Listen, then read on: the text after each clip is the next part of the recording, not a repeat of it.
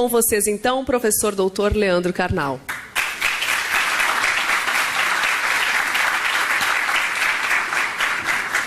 Bem, boa tarde. Um grande prazer, aceito o convite de vir à capital do meu estado. Apesar de estar com uma agenda que era caótica há alguns anos, agora é demente, insana, esquizofrênica. Estava hoje no interior de São Paulo, venho para cá, à noite estarei no Teatro Municipal de São Paulo, amanhã estarei em Curitiba e à noite estarei na Tailândia, ou indo para a Tailândia. E nesse meio tempo, inclusive, de vez em quando, comendo algo e fazendo. O tema que me deram para, durante essa hora, falar é um tema muito rico, daria muito tempo. Desci correndo do aeroporto, apressado, entrei no Plaza São Rafael, havia um congresso sobre diabetes, e eu quase entrei no congresso e comecei a dar a palestra. E nós vivemos em mundos líquidos onde talvez ninguém notasse a diferença. E alguém de diabetes falaria aqui, também ninguém notaria isso. Então, vou começar fazendo uma tarefa que é típica de historiador, que é a minha área central. Localizar onde nós estamos, de onde nós falamos, qual é o ponto que nos afeta neste momento. Nós vivemos um mundo que, segundo um grande intelectual que eu tive o privilégio de entrevistar, professor Zygmunt Bauman, mais de 90 anos de idade, mais de 40 livros publicados, fugiu da Polônia para a Inglaterra e lá mora há quase 5 décadas. O professor Bauman traduziu todas as angústias, transformações e características deste mundo com a metáfora de mundo líquido. Vivemos num mundo sem forma, um mundo distinto daquele que provavelmente nos formou. Aqueles que, como eu, têm mais idade, vieram de um mundo sólido. Minha mãe não tinha dúvida em São Leopoldo a nos educar. Por exemplo, batia sem culpa. Não havia trauma infantil naquela ocasião. Éramos chantilly, bate que cresce. Quanto mais batesse, mais cresceria. Também não havia bullying, a gente tinha que correr mesmo, não tinha bullying, tinha que fazer sua própria gangue se quisesse fazer algo. Não havia nada daquilo que caracteriza este mundo. Minha mãe e minha avó, em São Leopoldo, tinham certezas absolutas. Minha avó insistia que eu fizesse concurso na Petrobras. E eu fico imaginando hoje, nesta fase da minha carreira, onde eu estaria se eu tivesse me tornado dirigente da Petrobras hoje, né? Ou rico, ou preso, ou as duas coisas, que é uma novidade recente. O professor Bauman, essa grande cabeça pensante, que eu aspiro muito a chegar, que sai a idade dele com essa capacidade de raciocínio, o professor Bauman descreve tudo isso como um mundo, a partir da metáfora que Marx usou em 1848, onde tudo que é sólido desmancha no ar. Um mundo onde não há mais certezas. O símbolo é aquilo exatamente que acontece neste momento nessa sala. Eu estou falando a pessoas fotografando, outras digitando, outras atualizando o Face e outras estou na palestra, kkkk. Ou seja, é isso, este é o mundo. Nosso corpo está aqui e nosso espírito está em muitos lugares.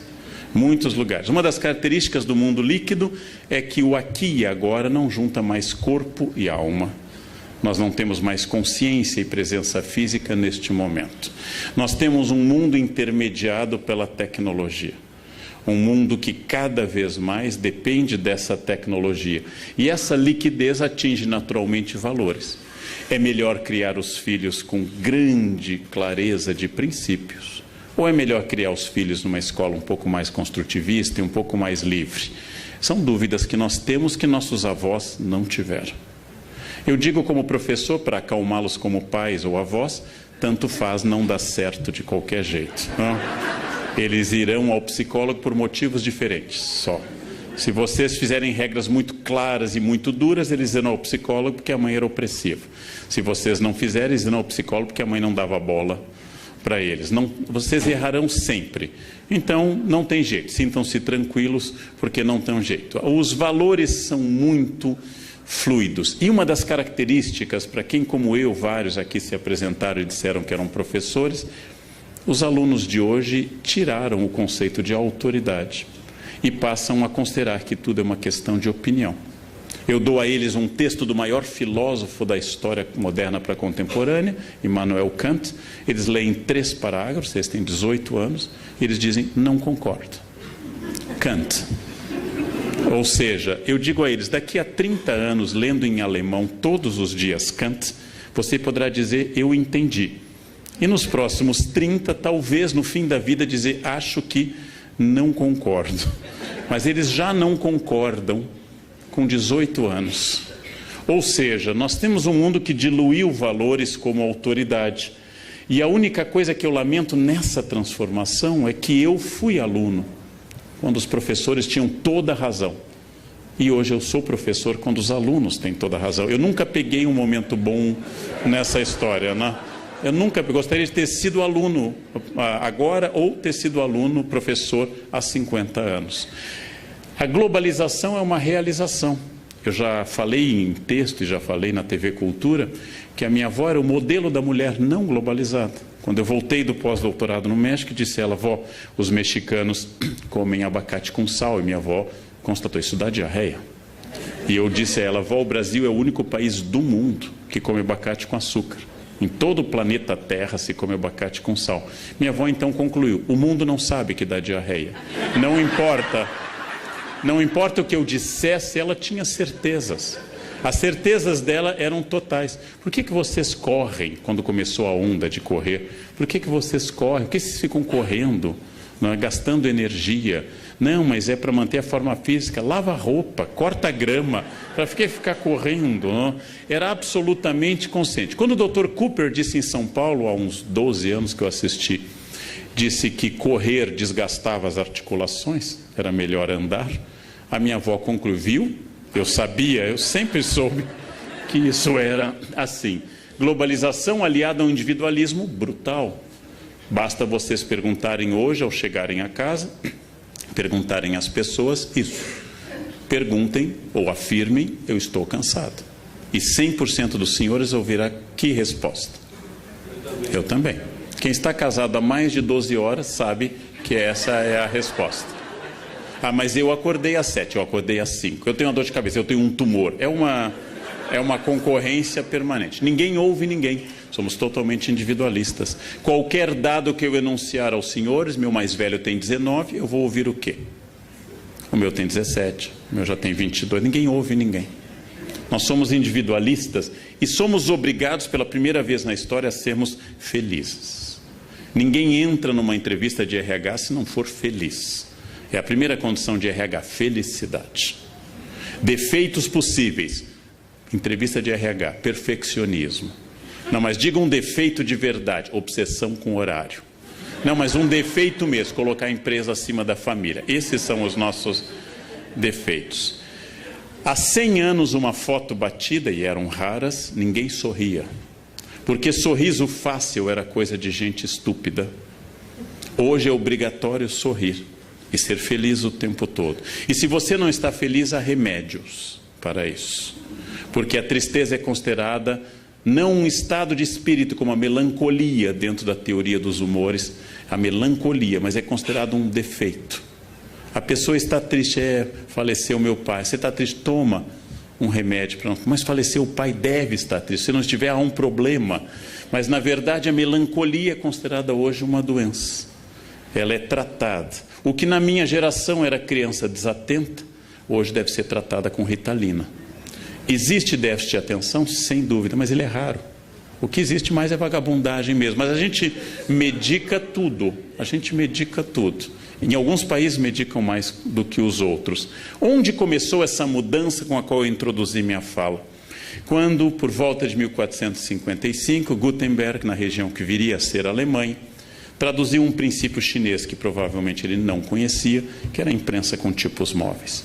Se uma Bíblia antes levava anos para ser copiada e iluminada por monges, ela agora pode ser impressa rapidamente. O primeiro livro da história impressa é uma Bíblia. O Brasil tem 2 exemplares dessa Bíblia e o conhecimento começou a se capilarizar, metáfora biológica, ou se atomizar, metáfora física.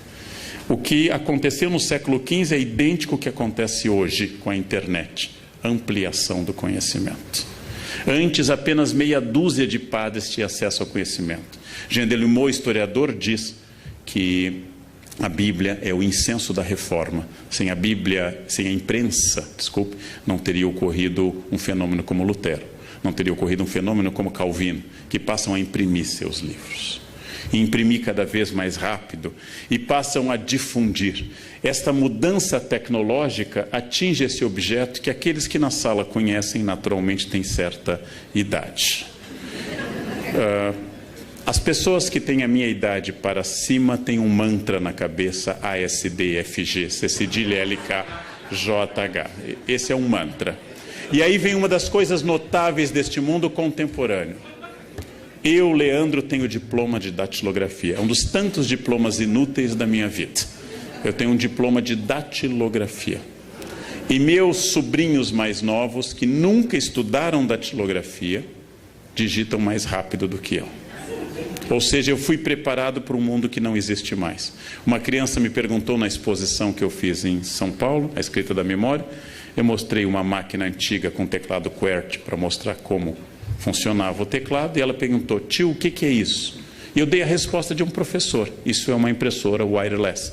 E ela achou muito moderno, uma impressora wireless que capta sinal em qualquer lugar. Com essas metáforas eu mostrei a ela algo que ela nem entende mais.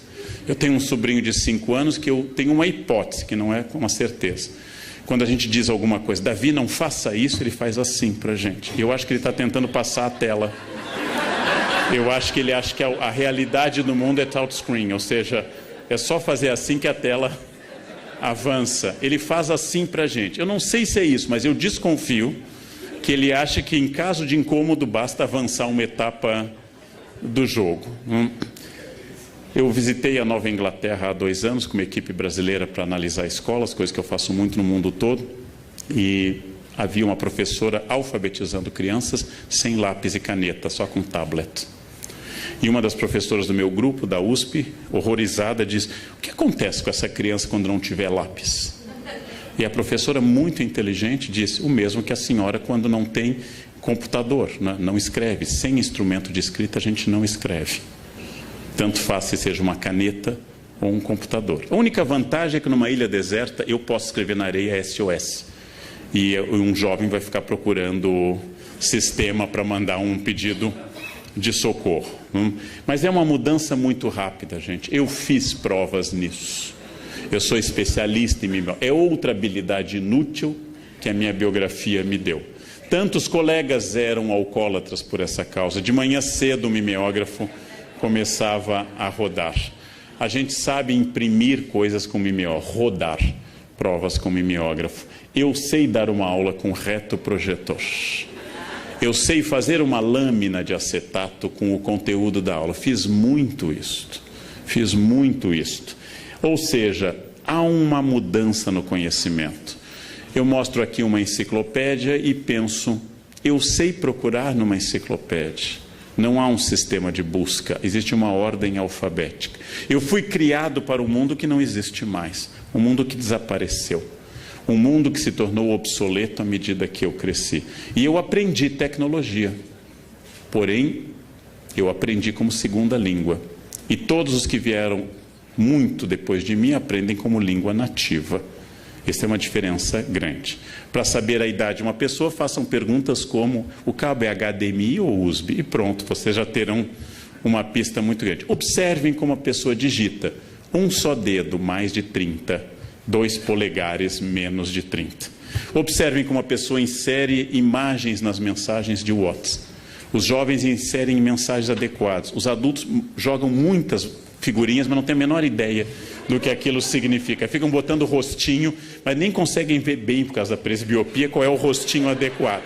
E ficam mandando, porque acham moderno ficar mandando essas coisas. Bem, o que aconteceu neste mundo líquido que o Bauman nos advertiu? Em primeiro lugar, dissolveram-se fronteiras, todas as fronteiras. Fronteiras de idade, fronteiras de tratamento, fronteiras de gênero. Fronteiras de gênero foram dissolvidas. Houve relativismo de valores, que é a nossa marca hoje. E a incerteza, como dizia um professor meu, é a marca contemporânea. Essas transformações são tão rápidas, tão volumosas, tão agitadas, que nós perdemos a referência. Lembrando que um homem que dormisse no ano de 1100 e acordasse em 1300, veria muito pouca transformação na Europa. Um homem que dormisse em 1980 e acordasse em 2015 não se comunicaria conosco. Se eu dissesse a ele, um homem de 1980 manda um torpedo, ele imaginaria uma batalha naval. Não, passa um what? Que? What? Não, ele não saberia se comunicar, porque em 1980, em alguns lugares muito avançados, havia impressoras matriciais. Não havia mouse e havia teclados de fósforo verde do computador.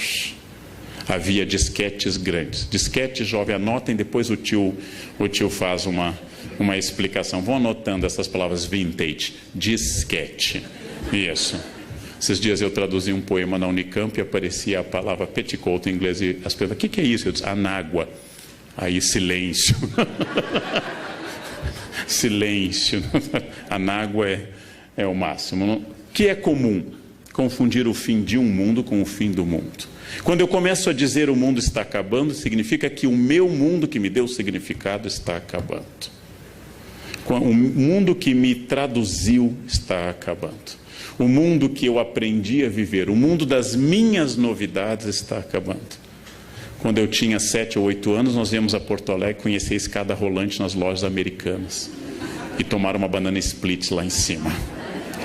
Viemos conhecer e voltamos todo orgulhosos para o Colégio São José em São Leopoldo, dizendo, a gente conhece a escada rolante, que o quê? A escada sobe sozinha, a gente tem que dar um pulinho nela e ela vai, e ninguém acreditava, achava que a gente estava brincando com isso. Este é o meu mundo, não é o século XV, este é a metade para o fim do século passado. Este é o mundo que me formou, este mundo passou rapidamente. Por isso que meus alunos, eu disse, sempre me elogiam e dizem, professor, o senhor está bem para a idade. Porque alguém de 18 anos olha para alguém de 52 como eu e diz, nossa, que é um milagre, né? Eu vou ao banheiro sozinho, por exemplo, infelizmente, vou ao banheiro sozinho. Todas essas questões são questões de uma rapidez de fatos, que quando as pessoas olham para um ídolo do passado, para quem tem 14 anos é Xuxa. Quando falam de um ídolo do passado, é algo anterior à atual década.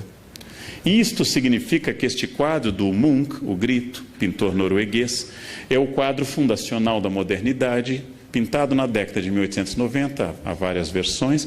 Ele pinta o Estreito de Oslo, o Fiord de Oslo, ele pinta o céu alaranjado, provavelmente pela erupção do Krakatoa, e ele pinta esse mundo sem linha, desesperado, expressionista, sem muita tranquilidade. A modernidade líquida começa neste momento, com essa dependência tecnológica. Realmente, a primeira definição contemporânea de inferno que eu acabei de ouvir é que inferno é um lugar sem rede Wi-Fi. Isto é o inferno. É um lugar que você não consegue conectar nada. Isto é literalmente hoje o inferno. E a linguagem, naturalmente, tem que acompanhar essa rapidez líquida. Não, já falou. Isso é uma mensagem. Machado de Assis, nosso gênio da língua, morto em 1908, diria, não é língua portuguesa, mas o autor é gaúcho, RS. A Xin não é português, TB também não, e o resto também é um código. Machado, um dos maiores conhecedores da língua portuguesa, não entenderia essa mensagem. Hoje é exatamente o contrário. A mensagem longa com sujeito e predicado, com muitos períodos marcados pela subordinação, é incompreensível a alguém jovem. Frases de Vieira, textos do Hamlet, são incompreensíveis para um jovem. Porque ele não consegue manter a unidade de compreensão ao longo de mais de 4 orações. É uma mudança estrutural na linguagem. A televisão, eu assessoro a Globo para novelas históricas, a televisão não usa mais orações subordinadas. Usa só coordenadas absolutas assindéticas. Ponto e vírgula desaparece porque não existe mais a possibilidade de escrever longas orações com unidades de sentido distintas. Para eu me comunicar neste mundo, eu tenho que começar a ser sintético e a usar imagens. Senão eu não me comunico. E está surgindo um novo português que não é pior. A língua é um objeto vivo. Um dia foi vossa mercê. No século XIX surgiu você e hoje é VC. É possível que no 22 seja só apenas o V ou só o C. A isso, porque eu tenho que comunicar cada vez mais com menos. Como escreveu minha empregada ano passado, eu guardei o bilhete e disse a ela, vou usar em palestras. Ela me escreveu, professor, nessa quinta eu venho na sexta. É uma mensagem fabulosa, né? É uma mensagem fabulosa. Ela está me dizendo o seguinte, ao contrário do hábito de vir à sua casa às sextas-feiras, às quintas, excepcionalmente nessa, eu virei às sextas. Só que isso é muito comprido. Então é melhor, professor, nessa quinta eu venho... Ela me disse tudo o que tinha a dizer. Isto dentro de linguística não é nem erro de português. Isso é a criação de que a gente chama de uma linguagem, de um familieto, de uma linguagem nova. Eu também posso dizer que está surgindo uma unificação verbal. Uma moça do Correio em São Paulo, quando eu disse eu tenho que despachar isso para cá, isso para outro país, isso, e eu perguntei, você entendeu? Ela olhou para mim e disse, entendeu. Ela está unificando o tempo verbais. Aquele sofrimento que eu entendesse, que tu entenderias, eu entenderei. Essas complicações vão... Eu entendeu, tu entendeu, ele entendeu. Ou seja, unidade semântica do pretérito. Acabando com essas bobagens de futuro do presente, pretérito imperfeito. Essas coisas que complicam muito a vida. Eu não estou lamentando com isso. Eu não estou lamentando a simplificação do português. Eu não acho que as pessoas eram mais felizes quando usavam subjuntivo. Eu estou comentando que nós estamos numa transformação de velocidade da linguagem, de tipologia da linguagem. Por isso que um ex-professor meu, Baudrillard, dizia que o século XVIII foi o século da Revolução Francesa política, o XIX da Segunda Revolução Industrial e o atual é o da incerteza. A atual revolução é a incerteza. São os alunos que subjetivam tudo. Tudo é subjetivo. Tudo depende unicamente do sujeito e deve ser apenas registrado e não vivido. Pessoas que fotografam alguém se afogando, ao invés de ajudar. Eu fiz uma experiência muito interessante. Eu sempre desligo o celular quando eu começo a trabalhar. Sempre, sem exceção. Eu nunca trabalhei com o celular ligado na minha vida. Mas eu estava irritado com os meus alunos da pós, que ficavam me acompanhando pelo celular. E aí eu fiz uma experiência pedagógica, bem professorzão. Eu deixei ligado e fiz falsamente que eu usava durante a aula, coisa que eu nunca fiz na vida, espero nunca fazer. Eles faziam uma pergunta, só um pouquinho, aí eu olhava o celular. No final da aula, eu triunfante fiz a pergunta piagetiana. Vocês entenderam o que aconteceu hoje? Eles, não, professor, o que foi? Ninguém notou. Ninguém notou. O que significa isso? Que eu preciso morrer, é lógico. A geração seguinte precisa chegar, porque eles não se importam mais com o celular. Eu me importo no trabalho muito. Eu não me importo com o celular naquilo que ele pode me servir. Mas quando eu estou trabalhando, eu me importo muito. Eu fiz essa experiência que eu contei até num café filosófico, numa reunião com uma arquiteta, e ela atendeu o celular assim que nós sentamos. Eu esperei, depois ela atendeu de novo, eu esperei de novo. Na terceira vez tocou, era eu ligando para ela. E dizendo, já que você prefere, vamos continuar pelo celular. É estranho, mas é uma questão de mudança. É uma questão de que a imagem é mais importante do que qualquer outra coisa. Registrar é mais importante do que qualquer outra coisa. Quer dizer, o mais importante é o que ocorre em todos os lugares e que é um gesto de simpatia, não há nenhuma antipatia nisso. As pessoas têm que tirar foto, inclusive comigo, como aconteceu 1.500 vezes aqui fora. Elas têm que tirar foto. Esta é a prova que eu vivi a experiência. Isso não é ruim, é simplesmente a imersão de uma nova característica. A imagem é a experiência. Não fotografou, você não viveu. É provável que uma criança de 1 ano tenha mais fotografias do que todo o século XIX teve. Eu não tenho da minha avó, de nenhum dos meus avós, nenhuma fotografia deles anterior ao dia do casamento. Era a primeira fotografia deles, no dia do casamento. E outra em alguma festa familiar. Isso em ambientes já urbanos. Este é o choque cultural. Eu sou submetido, eu sou exposto a uma velocidade cada vez maior e cada vez mais dados. Quem achava que a internet acabaria com papéis, quem achava que a internet acabaria com casa atulhada, enganou-se. Hoje nós temos internet, computadores e papéis. Nós temos memória no computador e papéis. Os papéis continuam sendo mandados. Cada tese que chega à minha casa semanalmente, são 4 ou 5 eucaliptos derrubados. Chega em PDF e em papel para isso. Mas há uma confusão que é preciso ser dito, que atinge o tema da nossa reflexão de hoje. A informação é extraordinariamente grande, mas isso não é formação. E as pessoas estão confundindo as duas coisas. Nunca tivemos tanto acesso à informação, mas isso não me torna nem médico, nem historiador, nem advogado.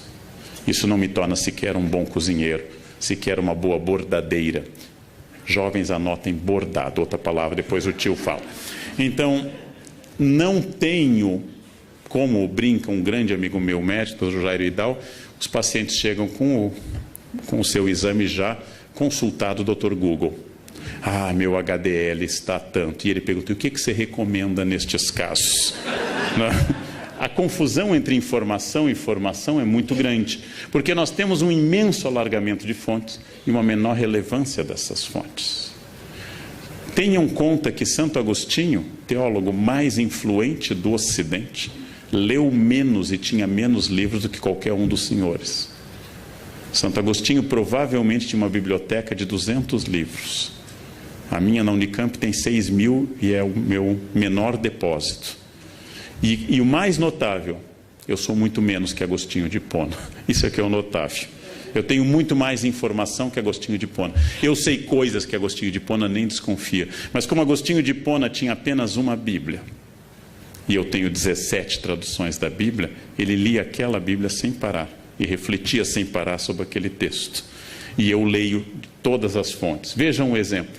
Em 1853 estreou a Traviata, linda ópera de Verdi, no Teatro La Fenice, em Veneza. Foi um show para as quase 500 pessoas que puderam ver essa estreia histórica. Mas só aquelas pessoas. Ninguém fora daquela sala teve acesso à música ou à valsa do brinde que começa a ópera. Passados 100 anos, jovens, isso é um long play. Passados 100 anos, eu podia comprar 10, 20, 30 versões da Traviata gravada. Não era mais o privilégio de um grupo de aristocratas em Veneza. Passados mais alguns anos, eu posso baixar centenas de gravações musicais da Traviata. Eu posso olhar centenas de vídeos no YouTube. E eu posso ler o libreto completo na ópera e teoria crítica. E não obstante, há menos gente especialista em ópera hoje do que em 1853. E é esta confusão que as pessoas fazem. Informação não é formação. Houve uma capilarização do conhecimento, não houve um aumento da compreensão. Nós não somos hoje mais sábios do que éramos há 50 anos. Mas nós temos difundido muito conhecimento, porque a experiência, segundo um grande filósofo alemão, Walter Benjamin, ela perdeu a aura única. A experiência aumentou o meu potencial crítico comparativo, mas reduziu o tempo que eu posso dedicar a isso, porque eu sou obrigado a fazer muitas coisas ao mesmo tempo. O resultado é que eu obtenho muito mais dados, mas eu tenho dificuldade em filtrar dados válidos. A internet é uma fonte de bobagens inesgotável. A Wikipédia é uma sucessão de asneiras quase indescritível. E não me refiro apenas a erros de datas e de nomes, mas de bobagens mesmo. Porque as pessoas podem livremente interferir. Os dados flutuam. E as escolas ainda não deram este salto, as escolas ainda são arcaicas, elas ainda acham que o importante é a transmissão do conhecimento, quando na verdade o desafio hoje é a retenção e a formação do conhecimento. Eu não preciso mais de memória, não preciso mais decorar nada, não preciso saber de cor. E tudo isso está atingindo o ponto que eu quero desenvolver agora, este mundo líquido. Primeiro, acontece como o conhecimento, como aconteceu com tudo, que a fé está customizada. Significa que cada pessoa adapta a si. Agostinho diz com toda clareza que a pessoa que seleciona da Bíblia o que quer e rejeita o que não quer, acredita em si e não na Bíblia. E esta é a regra de hoje. Olha que Agostinho não conheceu o que acontece hoje. Essa é a regra de hoje. Você é católico? Sou. Então o Papa é infalível. Não, eu não acredito nisso. Maria é virgem. Ah, não, essa parte eu não concordo. Você é contrário à pílula anticonceptiva? Não, eu sou a favor da pílula. Não, você acha realmente que é pecado, por exemplo, isso e aquilo? Não, isso não. Então, meu filho, o que você é? Já que nenhuma das crenças católicas é sua, mas é a customização da fé. Não, a igreja diz isso, eu vi na Bíblia, mas eu acho que é assim. Essa é a autoridade contemporânea. O eu se sobrepõe a tudo. Eu sou católico, mas eu gosto de acreditar na reencarnação. Bem, o Papa Pio IX definiu como heresia a reencarnação. Mas como você responde? Não, mas o Papa é o Papa, eu sou eu, e eu acho. Ou seja, eu não estou pensando que alguém deva ser dogmático ou não. Não estou pensando se alguém deva acreditar ou não, ser fiel à linha da sua igreja, adventista, presbiteriana, luterana, católica ou da comunidade judaica. Eu estou pensando como eu customizo a fé, como eu adapto ao meu interesse. O Deus do século XXI é, de todos os períodos da história, o Deus mais pessoal e subjetivo. É o meu Deus, não é o nosso. Ele é o menos autoritário e o menos exigente. Ninguém acredita que será condenado, isso é uma característica brasileira. A Veja fez uma longa pesquisa. Ninguém acredita que vá para o inferno. Na Idade Média, as pessoas tinham quase certeza que seriam condenadas. Hoje, ninguém mais vai para o inferno. E a pesquisa da Veja incluiu presídios e políticos. Ninguém vai para o inferno. Quando eu era criança, na aula de catequese, o padre Alexandre, em São Leopoldo, falava da visão das crianças de Fátima que caíam no inferno como folhas de outono. E a gente se assustava, eu pelo menos me assustava. O inferno está fechando as portas por falta de candidatos. Todos se acham dignos do paraíso. Essa é uma característica contemporânea. A fé se customizou e Deus me entende. Deus me entende. Bandidos, gente, fazem o sinal da cruz antes de assaltar. Isto é uma característica específica nossa. Temos um certo panteísmo, ou seja, é um Deus diluído em todos os lugares, um animismo panteísta, e a subjetividade, é o meu Deus. Eu rezo do meu jeito, do jeito que eu gosto, nas ocasiões que eu acho importantes. Eu irritei uma vez uma colega de avião, que eu pego muito, porque pela primeira vez na vida, 2 anos já, foi em agosto, o avião arremeteu em Congonhas. Eu nunca tinha passado por isso. Ele tenta pousar, não consegue. E vai de novo. E você testa a força do esfíncter anal. Não, você testa a sua consciência intestinal num grau alto. E ele vai fazendo aquele esforço sobre aquela área que a TAM tentou fazer o mesmo e não conseguiu. Você sobrevoa aquela área. Então, é aquele momento, eu, fiel a uma certa ideia ainda de ser gaúcho, fingi tranquilidade. Lendo o meu livro. A senhora do meu lado fazia sinais da cruz ferozes, né? De tudo que é tipo ortodoxo, com 3 dedos, meio satanistas de baixo para cima, mas fazia todos os sinais da cruz possíveis. E aí o avião estabiliza, você solta, verifica se está tudo bem, e ela me perguntou, o senhor não reza? Eu disse, olha, a senhora já rezou. A área mínima de proteção me inclui, né? Eu estou do lado dela. Deus não vai matá-lo, não? A ideia, ela me olhou com olhares terríveis. Eu gosto de dizer essas coisas, né? Num avião, ano passado, uma senhora deu aquela tremida e me disse, minha Nossa Senhora Aparecida. Eu disse, olha, padroeira da aviação é Nossa Senhora de Loreto. Não reze para a entidade errada, né? Você vai pedir Nossa Senhora Aparecida, não é o departamento dela, ela rejeita, o avião cai. Nossa Senhora de Loreto. Guardem a palavra. Nossa Senhora de Loreto. Bem, o panteísmo e a subjetividade vêm junto com infantilização. Esse tipo de mensagem de um Deus infantilizado, entre o cafona e a infância, entre o kitsch e a teologia, é hoje dominante. A ideia de Deus é um Deus infantilizado, não é à toa que a expressão Papai do Céu está em alta. Nada de Deus de sofrimento, nada do Deus da Sexta-feira Santa. A procissão do Senhor morto não é mais, a dor, a paixão segundo São Mateus, do luterano Bach, é vista pela beleza artística, não mais pelo conteúdo. É o Deus infantilizado, é o Deus meio cafona que vem sempre ao meu encontro de braços abertos. O Cristo juiz, o Cristo de Mateus 25, o Cristo condenador, o Cristo do fim do mundo está em crise. O Cristo Salvador, a soteriologia, a salvação divina está em ascensão. As imagens dizem sempre: este carro pertence a Jesus, creio em Deus, até o Porta dos Fundos tem um videote que Jesus vem reclamar o carro, já que você disse que esse carro é de Jesus, Jesus vem levá-lo embora. A adaptação da mensagem religiosa à mensagem de propaganda é outra característica notável deste mundo.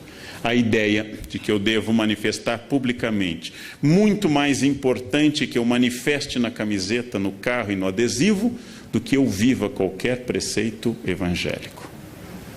Ou seja, aquele motorista que está escrito, esse carro pertence a Jesus, ou tem o peixe, um dos símbolos mais antigos do cristianismo, e hoje de pertencimento a uma igreja específica, também fura o sinal vermelho e vai. Ou seja, esse carro pertence a Jesus, mas o motorista continua demoníaco, absolutamente demoníaco. A base disso é que a religião hoje tem que ter uma mensagem clara e pessoal. Faz sucesso o padre, o pastor, o pregador, o rabino, inclusive, que fale de cura e prosperidade. E não traga às pessoas a dimensão trágica da existência. A relação é individual, não rezo mais pelo país. Eu rezo sempre por mim e pela minha família. E, finalmente, ela é sempre positiva. Padre, pastor, rabino, mulá islâmico, que fale muito em compromissos, em obrigações e outras questões, perde público. Eu tenho que ser positivo. Essa é uma imagem de um pintor famoso e que faz esse Jesus pop. É uma imagem clássica do coração de Jesus, é um Jesus do século XVIII para o XIX, essa imagem, mas foi aqui adaptada a uma linguagem pop. Jesus com um coraçãozinho na cara. Não é ruim nem bom, o historiador não faz isso. Isto é apenas uma infantilização customizada da imagem de Jesus. Não é menos fiel, já que não temos nenhuma imagem de Jesus.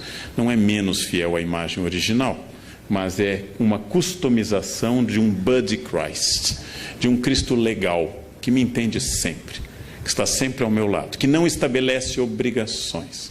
Nós temos hoje, como em tudo, inclusive na lei, uma religião dos meus direitos e nunca dos meus deveres. Isso vale para a Constituição brasileira, isso vale para a religião também.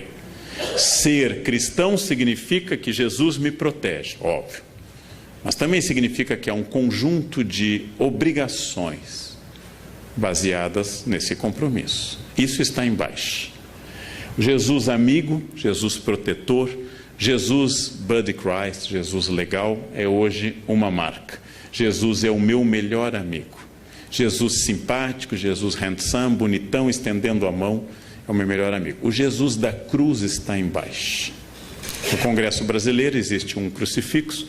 Me entrevistaram uma vez, perguntaram o que eu acho. Eu disse: olha, só tem um problema, não sei como não deu processo, mas eu disse: Jesus foi crucificado entre 2 ladrões.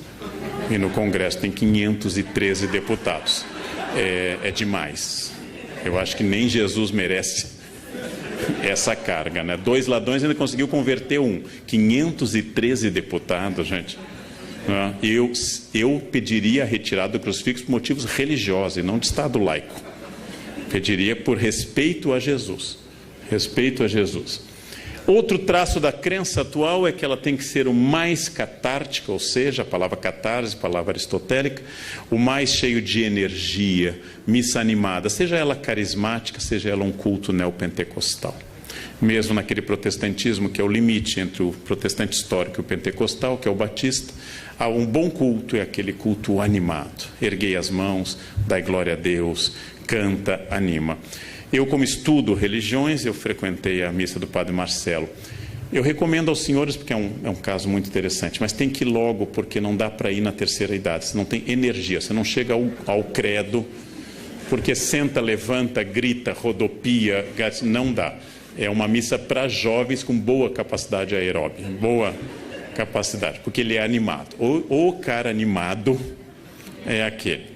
Então, a ideia de um rito catártico, que as pessoas vão na marcha com Jesus, que vão numa missa carismática ou vão num culto neopentecostal, é outra característica dessa crença. Ao lado de um fenômeno urbano típico da década de 70 em diante, que é o New Age. Teorias orientais, Yin, Yang, da teosofia, do taoísmo, que atinge a teosofia, Ecologismo, Deus está nas árvores, nas cachoeiras.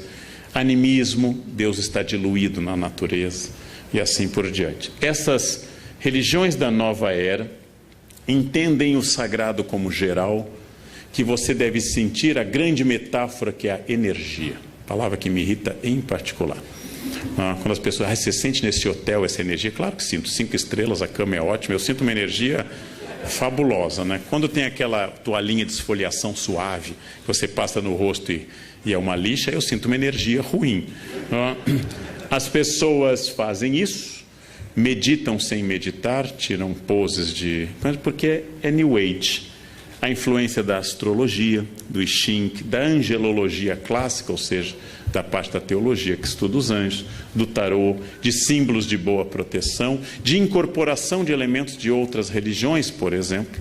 É o caso do Brasil, onde passamos nos últimos 30 anos a utilizar branco no Ano Novo, influência de cultos afro-brasileiros, e agora lingerie vermelha, se você quer amor, lingerie amarela, se você quer dinheiro.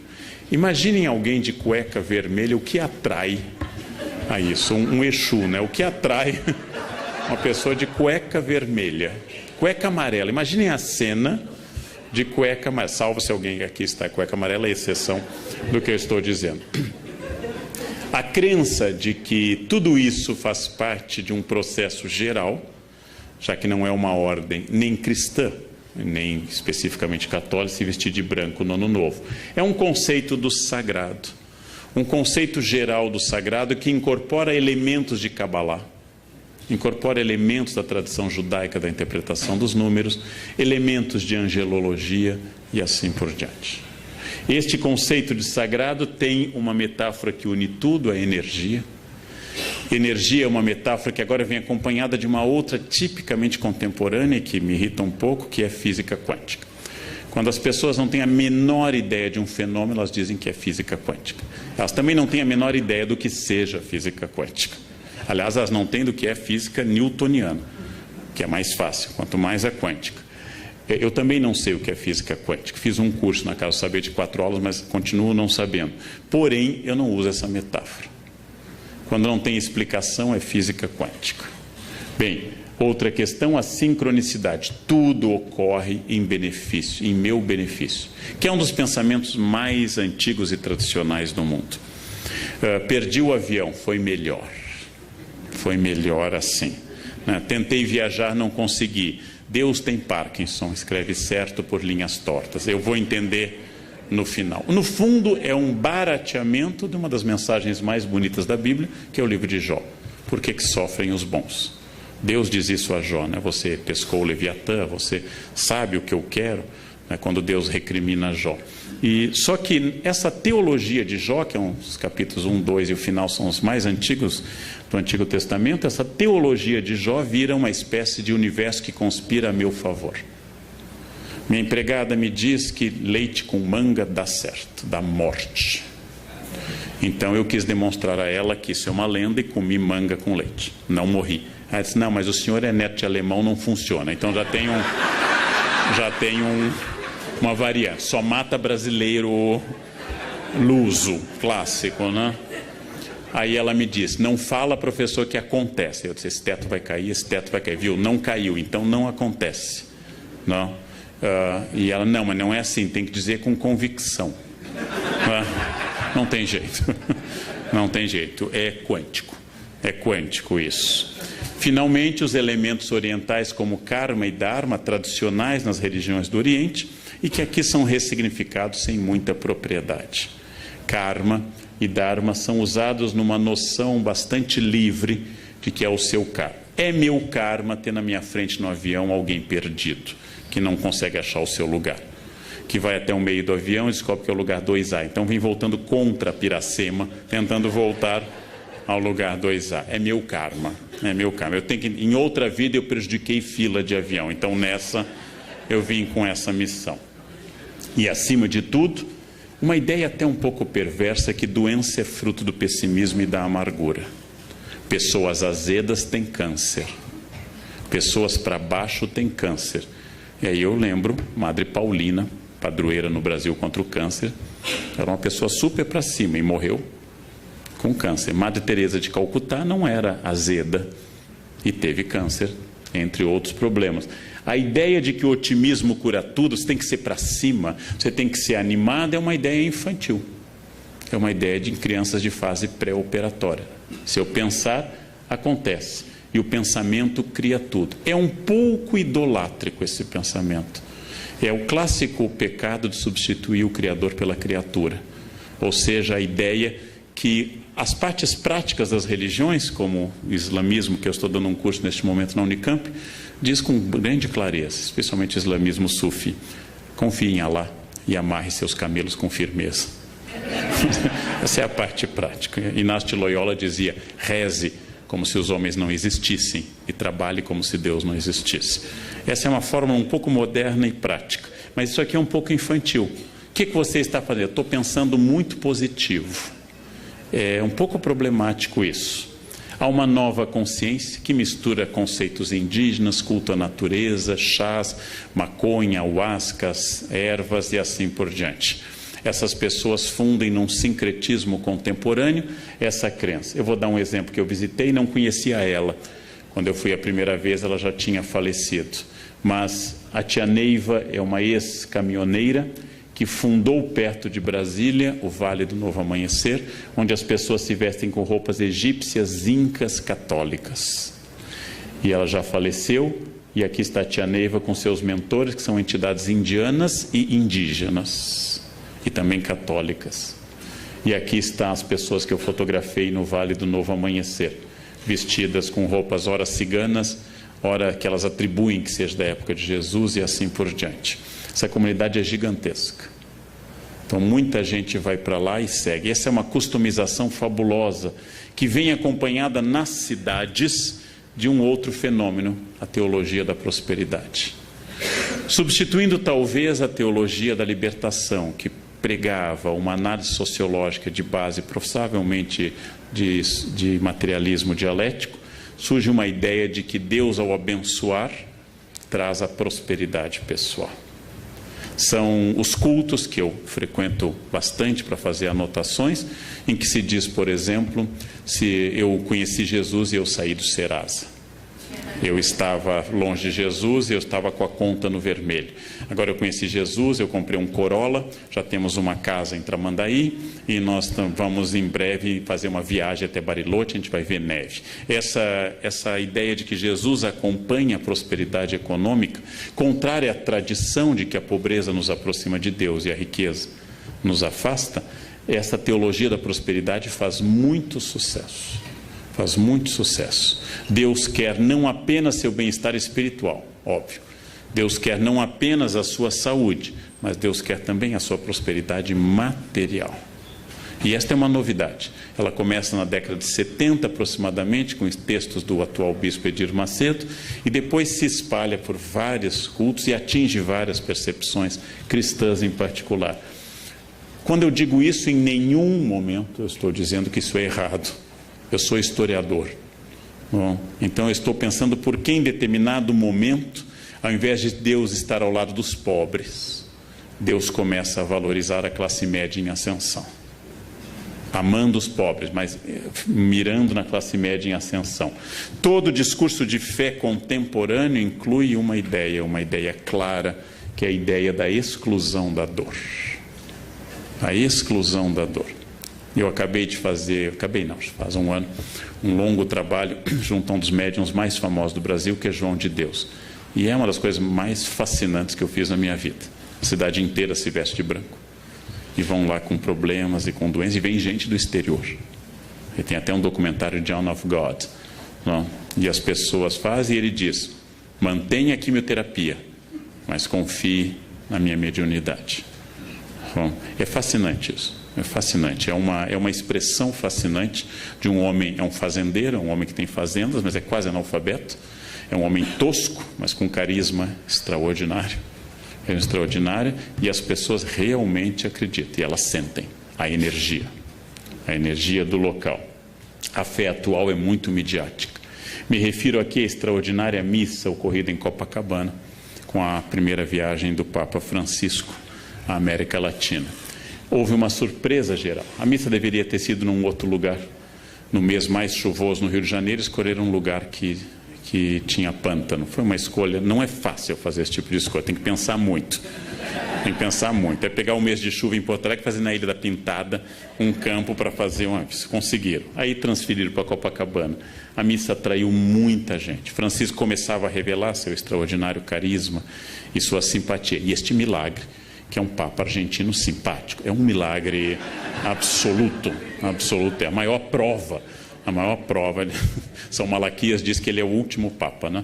São Malaquias profetiza todos os 168 Papas seguintes até o atual, Francisco, né? E os brasileiros vão para o juízo final com este sorriso, né? A igreja sobreviveu a tudo, mas pegou um argentino, acabou, né? O fim do mundo acabou. Que bobagem, que bobagem.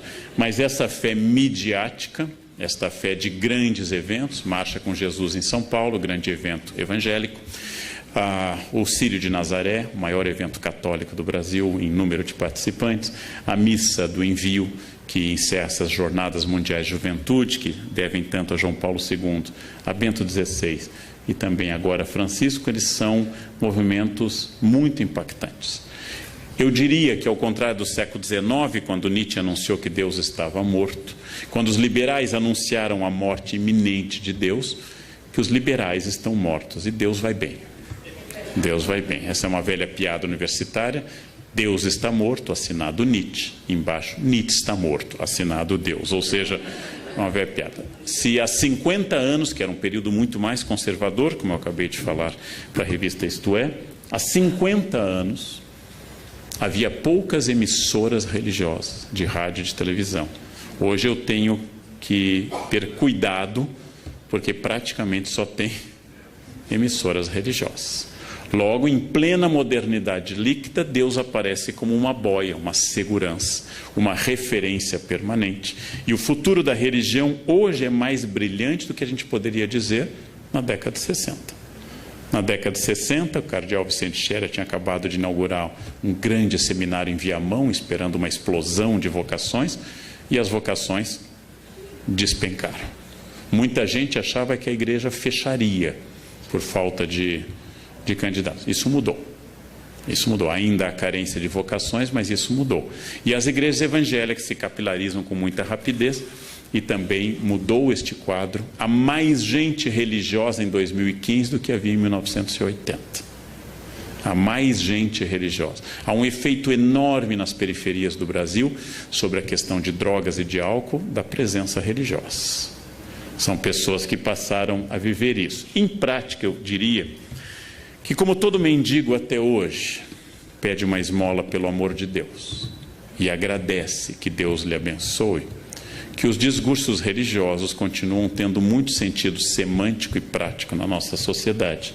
Como nós enfrentamos, como diz que Thomas, problemas estruturais sociais, como nós continuamos com problemas estruturais, sociais, culturais e econômicos, o discurso religioso continua muito significativo dentro deste vazio. Dentro deste vazio contemporâneo que tem uma imensa dificuldade em estabelecer referências, nessa velocidade que eu fiz toda a primeira parte acelerada, as mensagens continuam com sentido. Dando um curso uma vez sobre tradução de hebraico na Unicamp, eu lembrei que, veja uma metáfora que perdeu totalmente sentido, que é belíssima, mas perdeu sentido. As metáforas agropastoris da Bíblia. O reino de Deus é semelhante ao grão de mostarda. Eu sou a videira, vós sois os ramos. O que significa para um ser humano urbano nascido no centro de Porto Alegre? Aquele que acha que uma galinha é uma Knorr viva, ou seja, que nunca teve contato com a natureza, que não tem ideia do que seja um grão de mostarda. Para ele, mostarda é um potinho que existe no supermercado. Eu poderia mudar, pegar o Salmo 23 ou 22 da Vulgata, o Senhor é meu pastor, nada me faltará, Dominus regit me, em latim. Eu poderia mudar para o Senhor é meu provedor de banda larga, ele nunca cairá. Isso faria as pessoas entenderem mais rapidamente. Mas um dos encantos da religião é o seu arcaísmo. É usar uma linguagem, e não é à toa que depois de relativamente reprimido, o latim volta à igreja. São autorizadas hoje dezenas de missas pelo Brasil pelo rito tridentino. pela missa de São Pio V. Significa que os discursos e as práticas religiosos por causa do discurso, significa que hoje há mais fila para casamento numa igreja, como aqui, a São José, aqui, do que havia há 50 anos. Em 1968, as jovens queriam sair de casa e queriam levar uma vida hippie. Em 2015, elas têm o mesmo sonho da avó, um marido rico, bem-sucedido e casar de branco na igreja. Nós somos notavelmente mais conservadores do que há 50 anos. As pessoas fizeram a Revolução Francesa, mas querem morar em Versailles. Elas querem continuar morando em casa, com a liberdade da Revolução Francesa. O que acontece hoje, se você marcar numa igreja como Nossa Senhora do Brasil, em São Paulo, o seu casamento, que precisa de 3 anos de antecedência, se você perder o noivo, mantenha a data marcada. É mais fácil você vir a encontrar outro do que encontrar. Mantenha a data marcada, porque é fundamental se você quiser. O sonho hoje é coletivo. A avó, a mãe e a menina continuam sonhando com casamento de branco na igreja. Isso é notável. Isso é notável. Nós continuamos explicando mazelas sociais por tudo isso.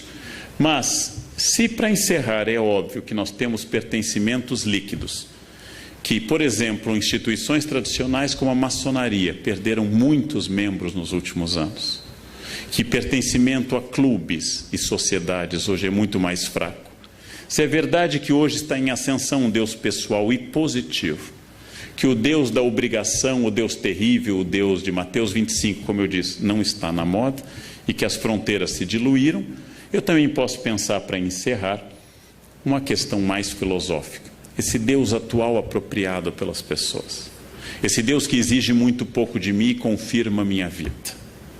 Já que hoje nós confirmamos tudo. Eu devo comer esse quindim? Eu sempre tenho uma resposta. Pai, você já malhou tanto. Pai, você merece. Hoje é quarta. Tanto faz o dia, né? Hoje é quarta. Né? Amanhã você corre mais na esteira. Eu sempre tenho uma justificativa. E as pessoas colaboram. Elas nunca dizem isso, não como não. Elas dizem... Ai, como você merece. Né? Se você não comer, vai fazer mais mal ainda se você não comer. Né? Ou seja, nós estamos num universo em que tudo que sou eu é explicável. É explicável. E eu preciso fazer dessa forma. A fé atual é uma forma de prisão imanente. Ou seja, naquilo que a gente considera de material, imanência, aqui e agora, hic et nunc. Aquilo que eu considero de imanente, atual, individualista. É difícil saber, apesar da imensa importância da religião hoje, institucional e pessoal, nos dois campos. É difícil saber se a fé média das pessoas é uma forma sofisticada de ateísmo religioso. Ou seja, que elas se aproximam de Deus para não colocar o delas na reta, mais do que para se entregarem a um plano. A fé exigente dos evangelistas, a fé exigente dos grandes santos, tenho que pregar, ai de mim se não o faço. A fé que tira alguém do seu conforto em Lisboa e o leva para a Itália, Santo Antônio, a fé que faz alguém dar seus bens, Francisco, a fé que muda a vida de um homem dissoluto, como Inácio, ou como Agostinho, a fé que faz uma jovem bonita e rica, como Clara, abandonar tudo e entrar numa vida. Esta fé é uma fé de entrega a um plano maior. Esta fé atual é uma fé que me favorece em tudo. Se eu estou triste, Deus me consola. Se eu estou alegre, Deus me confirma. Se eu tropecei, Deus me ampara. E se eu tenho metas, Deus me leva a elas. Similar ao tratamento que muita gente dá ao seu cachorro. Ele está sempre ao meu lado. Fica feliz quando eu volto. Claro, você dá a ração. Ele associa a sua chegada à comida. A felicidade dele é total.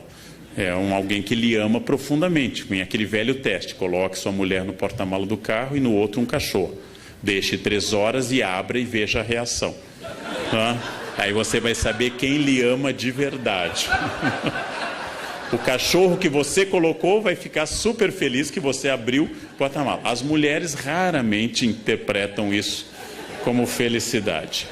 O que significa isso? É mais uma vez essa contradição que eu trabalhei ao longo da minha fala. É possível que nós estejamos num dos momentos mais religiosos da história humana. Haja vista a grande quantidade de manifestações, associações, instituições, congressos, etc. É possível. E é possível que uma parte desta nova religiosidade tenha a ver com a emersão de um homem líquido, que dá muito pouca importância a algo que não lhe favoreça. E eu diria, não sendo religioso, que o maior desafio dos religiosos hoje é cristianizar os cristãos. Esse é o grande desafio. O desafio do século XV era cristianizar indígenas, 16, no 19 eram os asiáticos, os africanos, idólatras, liberais, ateus. Hoje o desafio é cristianizar os cristãos e parar de dizer Senhor, Senhor, e começar a entender o desafio que significa uma opção de entrega. Então, este é o grande desafio. O campo é bom, porque nós temos hoje um prestígio religioso maior do que nunca. A influência política das religiões em 2015 no Congresso é maior do que em 1950. Getúlio Vargas, ateu total, inaugurou o Cristo Redentor em 31. Abriu todos os congressos eucarísticos da era Vargas. Facilitou o Congresso Eucarístico de Porto Alegre, que já não era mais no governo dele. Ele já estava deposto. Ou seja, porque ele sabia, como Napoleão, que perguntado pelo Papa Pio VII, você pode governar sem Deus? Napoleão diz, sem Deus eu posso, sem os bispos não. Então, esse é o aspecto prático de um homem prático, como Napoleão ou como Getúlio, ateus como Potts. Agora, esta é a questão e o grande desafio contemporâneo. Esta é a grande questão. Quer dizer, como enfrentar um ambiente que formalmente é religioso e na prática é completamente egoísta, voltado para si e totalmente alheio a quaisquer desafios religiosos possíveis. Né? Como falar de Deus para quem tem Deus no carro, na casa, na camiseta, mas só não tem no coração e na atitude. Esse é um desafio é o mesmo desafio de sempre. Como falar da lei para doutores da lei, para escribas e para fariseus, aqueles que pagam o dízimo sob o cominho e não entenderam o básico. Esse é o desafio contemporâneo do mundo líquido. Era o que eu tinha a dizer na hora que me reservaram. Muito obrigado pela atenção dos senhores. Obrigado.